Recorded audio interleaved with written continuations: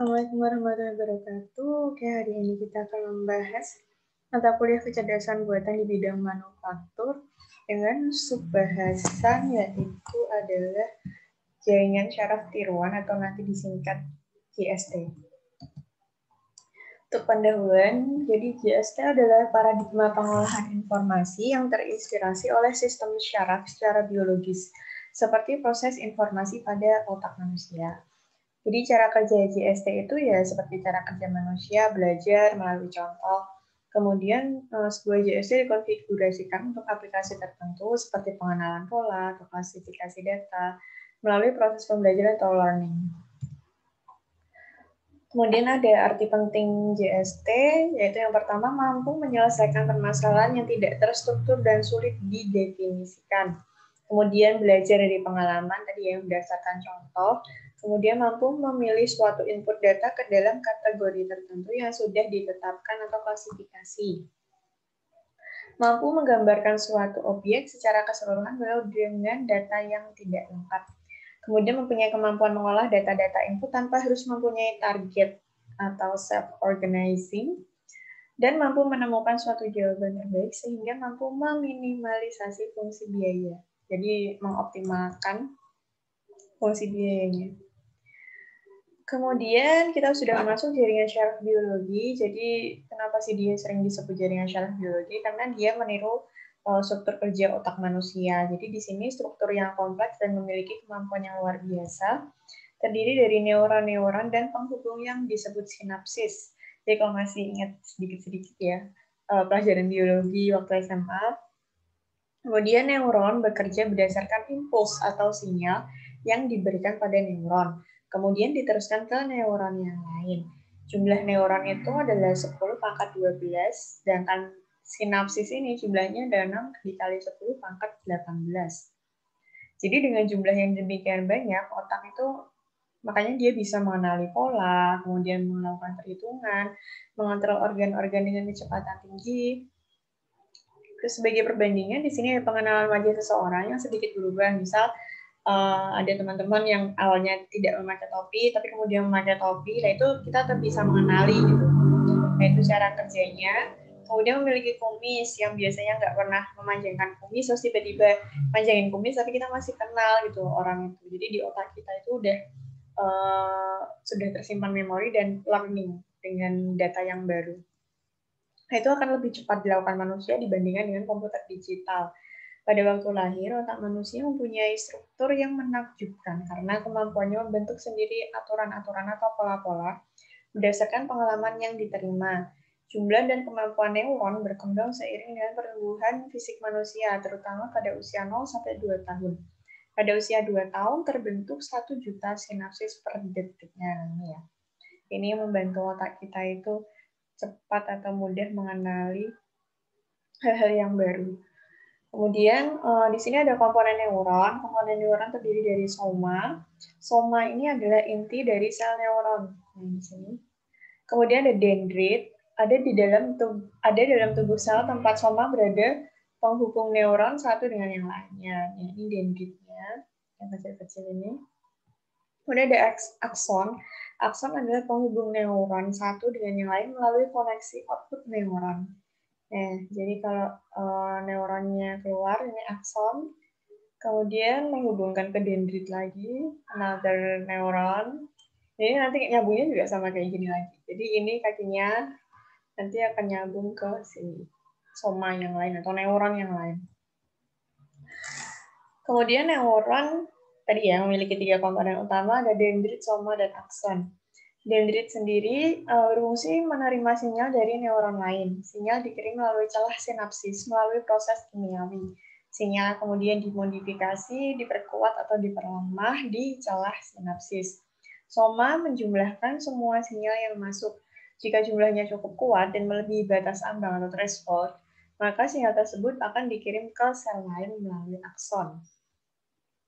Kemudian kalau akson sendiri fungsinya adalah membawa impuls elektrikal menjauh dari sel tubuh neuron atau soma. Jadi dia akson tadi yang membawa ini. Nah ini akan dilanjutkan ke neuron yang lain. Di sini ada fault tolerance. Neuron biologi merupakan sistem fault tolerance dalam 2 hal. Yang pertama adalah manusia dapat mengenali sinyal input yang agak berbeda dari yang diterima sebelumnya. Sebagai contoh, manusia sering mengenali wajah seseorang yang wajahnya pernah dilihat dari foto, atau dapat mengenali seseorang yang wajahnya agak berbeda karena sudah lama tidak dijumpainya. Jadi dia itu bisa mengenali wajah orang meskipun dia sudah sedikit berubah gitu. Kalau misalnya kita pakai komputer atau sistem itu agak susah ya, jadi biasanya benar-benar kayak harus plug. Kemudian yang kedua adalah otak manusia tetap mampu bekerja meskipun beberapa neuronnya tidak mampu bekerja dengan baik.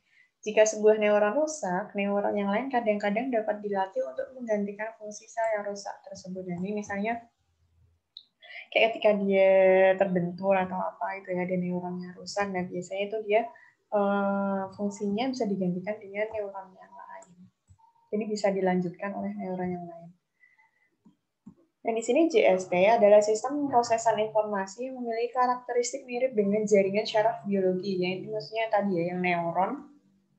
JST dibentuk sebagai generalisasi model matematika dari jaringan syaraf biologi dengan asumsi bahwa pemrosesan informasi terjadi pada banyak elemen sederhana, yaitu yang neuronnya tadi. Kemudian sinyal dikirimkan di antara neuron-neuron melalui penghubung-penghubung. Yang ketiga, penghubung antar neuron memiliki bobot yang akan memperkuat atau memperlemahnya. Nah, nanti yang di masing-masing dendritnya itu yang kayak jadi bobot-bobotnya. Pemrosesan informasi terjadi pada banyak elemen sederhana neuron tadi ya. Ini sama untuk yang ini, jadi yang agak beda yang outputnya ini. Untuk menentukan output, setiap neuron menggunakan fungsi aktivasi. Jadi biasanya bukan fungsi linier yang dikenakan pada jumlahan input yang diterima. Besarnya output ini selanjutnya dibandingkan dengan suatu batas ambang atau threshold. Tadi sempat kita bahas threshold. Nah, di sini Y menerima input dari neuron X1, X2, dan X3 dengan bobot hubungan. Masing-masing adalah W1, W2, dan W3.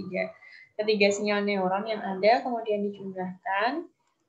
Nah, ini gambarnya. Ini saya tunjukkan gambarnya dulu biar ada bayangan. Jadi ini input-inputnya. Kemudian ada bobot di masing-masing input. Ini adalah bobot biasnya, kemudian menggunakan fungsi aktivasi, baru output. Jadi biasanya fungsi aktivasi itu sama dengan output Y. Jadi Y menerima input dari neuron X1, X2, dan X3. Kemudian, dengan bobot hubungan masing-masing adalah W1, W2, dan W3. Ketiga sinyal neuron yang ada, kemudian dijumlahkan. X1 dikali W1, input 1 dikali bobot 1, input 2 dikali bobot 2, dan ditambah input 3 dikali bobot 3. Besarnya sinyal yang diterima oleh Y mengikuti fungsi aktivasi Y sama dengan Fnet. Ini fungsi aktivasinya. Jadi Fx itu sama dengan Y. Jika nilai fungsi aktivasi cukup kuat, maka sinyal akan diteruskan.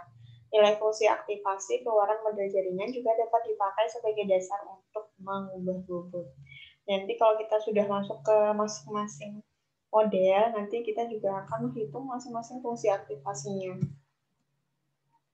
Kemudian ada kelebihan dan kekurangan JST. Di sini kelebihannya adalah bisa belajar adaptif, kemampuan untuk mempelajari bagaimana melakukan pekerjaan berdasarkan data yang diberikan untuk pelatihan atau pengalaman awal. Kemudian ada self-organization atau tadi ya, yang self-organizing, yaitu sebuah JST dapat membuat organisasi sendiri atau representasi dari informasi yang diterima selama waktu belajar. Jadi dia tuh kayak belajar sendiri gitu dari informasi yang dia dapatkan. Kemudian real-time operation, perhitungan JST dapat dilakukan secara paralel. Sehingga perangkat keras yang dirancang dan diproduksi secara khusus dapat mengambil keuntungan dari kemampuan ini. Jadi dia operasinya real-time ya, nggak yang dia learning-nya sekarang, terus keluar hasilnya besok gitu. Jadi bisa real-time kayak ya seperti mendekati fungsi otak manusia. Kemudian kekurangannya itu tidak efektif jika digunakan untuk melakukan operasi-operasi numerik dengan presisi tinggi. Kemudian tidak efisien jika digunakan untuk melakukan operasi algoritma aritmatik, operasi logika, dan simbolis. Untuk beroperasi, JST butuh pelatihan, sehingga bila jumlah datanya besar, waktu yang digunakan untuk proses pelatihan juga sangat lama. Nah, ini learning-nya itu agak lama dia. Kemudian di sini JST versus konvensional. Untuk yang konvensional di sini dalam menyelesaikan masalah, pemrograman konvensional perlu diketahui masalahnya dan solusinya. Nah, untuk JST itu bisa menyelesaikan masalah tanpa harus mengetahui terlebih dahulu bagaimana menyelesaikan masalah tersebut. Kelemahannya adalah pengoperasiannya tidak dapat diprediksi, jadi memecahkan masalah dengan sendirinya. Jadi dia itu pemecahan masalahnya itu ya dari learning atau input data yang diberikan. Jadi ketika input datanya itu tidak presisi, maka JST-nya ya bisa jadi output-nya juga agak melenceng atau kurang sesuai dengan hasil yang seharusnya dikeluarkan. Kemudian ada beberapa aplikasi JST di sini. Yang pertama adalah peramalan penjualan. Jadi forecasting juga bisa pakai JST. Kontrol proses industri, penelitian pelanggan, validasi data, manajemen risiko, target pemasaran, interpretasi multi-meaning kata, ini pada bahasa Cina. Karena kalau Cina itu ada bahasa yang kanton gitu ya, terus kalau Jepang itu tuh kayak ada huruf kanji lah, itu dia itu biasanya interpretasinya tuh multi meaning. Kemudian ada deteksi lambang bawah laut, analisis tekstur, pengenalan objek 3 dimensi, pengenalan tulisan tangan, dan pengenalan wajah. Ini kalau yang misalnya nonton startup ini pasti ngerti. Maksudnya yang di pengenalan tulisan tangan sama pengenalan wajah itu yang seperti apa. Nah, di sini ada sejarah JST. Jadi yang pertama itu ada permodelan aktivitas biologis manusia, dimulai sudah dari abad ke-17. Jadi studi tentang kerja jantung. Studi dasar mengenai jaringan neural terjadi pada akhir abad ke-19 dan awal abad ke-20. Studi bersifat interdisipliner, melibatkan fisika, psikologi, dan neuropsikologi. Ilmuwan yang terlibat pada saat itu adalah Hermann Helmholtz, Ernst Mach, dan Ivan Pavlov. Pandangan modern mengenai jaringan neural muncul di tahun 1940-an melalui karya Warren McCulloch dan Walter Pitts yang memperlihatkan bahwa jaringan neuron artifisial secara prinsipal dapat menghitung segala fungsi aritmatik dan logika. Jadi nanti juga ada model menggunakan McCulloch. Kemudian keraguan pada masa itu, yaitu pada tahun 60-an, muncul karena minimnya ide baru dan kinerja komputer. Pada tahun 1960, Widrow dan Hall mengembangkan perseptron dengan memperkenalkan aturan pelatihan jaringan, mengubah bobot apabila keluaran yang dihasilkan tidak sesuai dengan target yang diinginkan.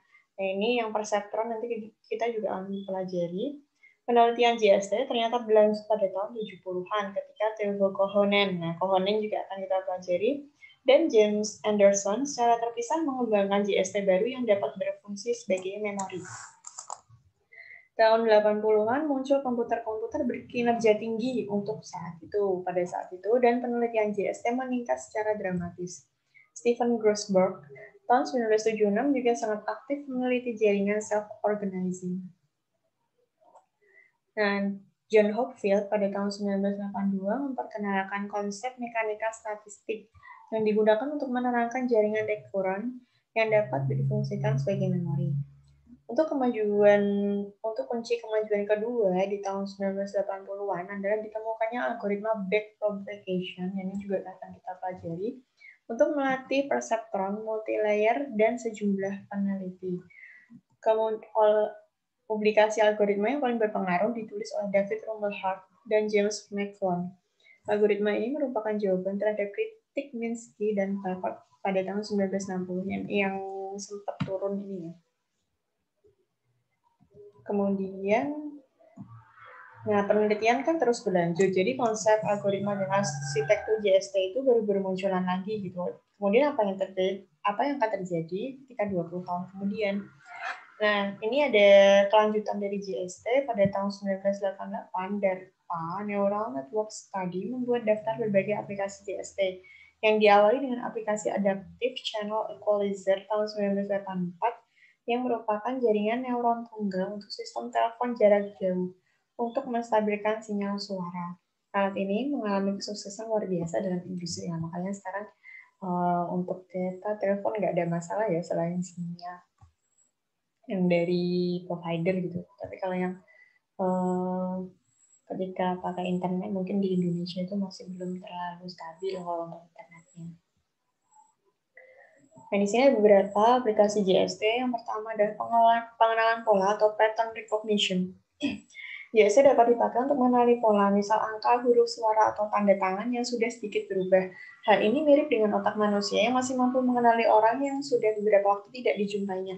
Kalau kalian nonton Startup, itu ada studi kasusnya yang salah satu developer itu atau tim pengembangnya itu dia memakai untuk pengenalan tanda tangan. Nah, ini itu adalah contoh untuk pattern recognition. Kemudian ada pengolahan sinyal JST model Adeline. Nah, ini juga kita akan belajar Adeline. Dapat dipakai untuk menentukan noise dalam saluran telepon. Kemudian ada peramalan. JST juga dapat digunakan untuk meramalkan apa yang akan terjadi di masa yang akan datang berdasarkan pola kejadian di masa lampau. Ya, kalau forecasting kita sudah tahu lah ya. Tapi belum pernah kalau pakai JST. Hal ini dapat dilakukan mengingat kemampuan JST untuk mengingat dan membuat generalisasi dari apa yang sudah ada sebelumnya. Kemudian ada lagi aplikasi JST yaitu Aerospace, autopilot pesawat terbang dengan akurasi tinggi, simulasi jalur penerbangan, sistem pengendali pesawat, simulasi komponen pesawat terbang, detektor kerusakan komponen pesawat. Ini bisa buat maintenance. Kemudian untuk otomotif, ada sistem pemandu otomatis, penganalisis aktivitas pengemudi. Nah, ini udah banyak kayak Tesla yang mulai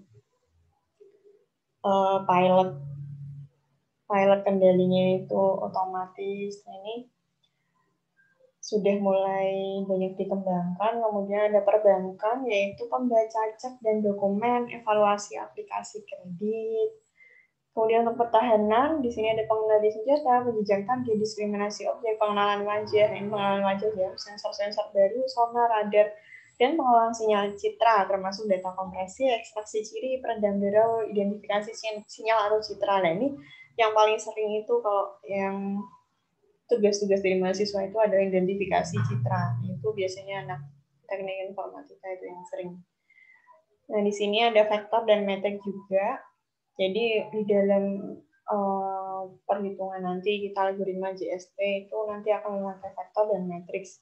Di sini vektornya yang kita gunakan adalah perkalian vektor dengan skalar, penjumlahan dua buah vektor, hasil kali titik dua vektor, norma vektor, ketergantungan linear, dan untuk matriksnya sendiri ada jenis-jenis metrik, operasi pada metrik. Ya, karena nanti akan dijelaskan lebih lanjut untuk masing-masing gimana sih ketika pakai vektor dan pakai matriks itu.